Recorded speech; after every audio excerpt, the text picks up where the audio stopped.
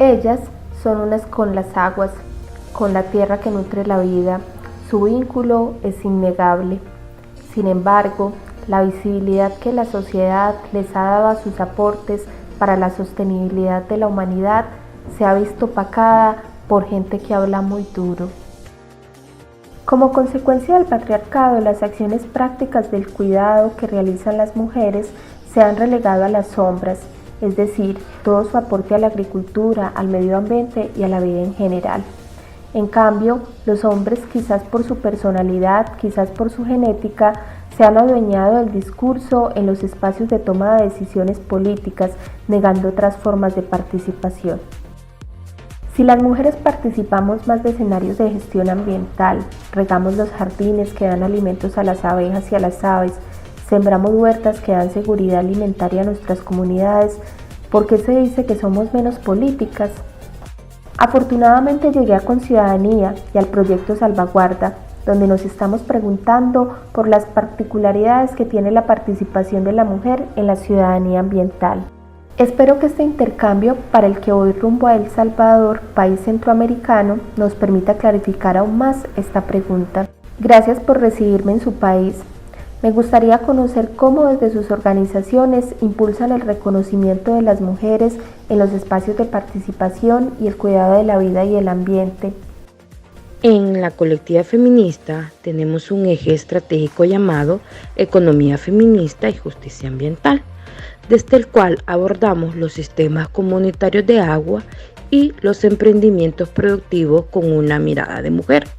Por nuestro lado, después de mucho insistir, en 2009 en Fundecirán construimos una política institucional de género que impactará todos los procesos y proyectos que se tienen en los territorios, con acciones e indicadores puntuales.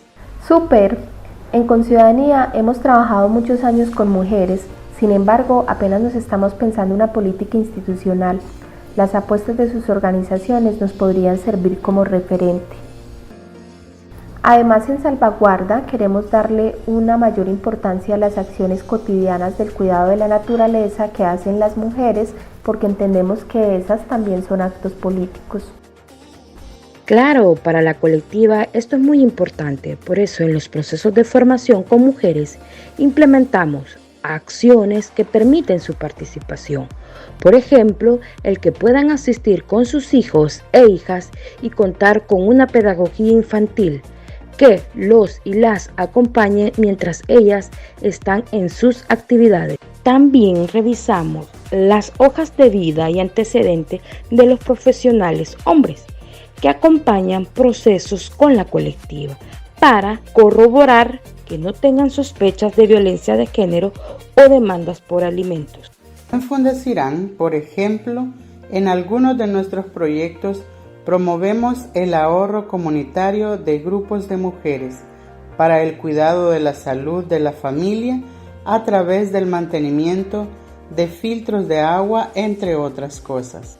Además, impulsamos conversaciones entre hombres mediante talleres de nuevas masculinidades. ¡Wow! Wendy, durante los recorridos hemos visto que la colectiva es muy creativa para realizar actividades con las mujeres. Cuéntame más.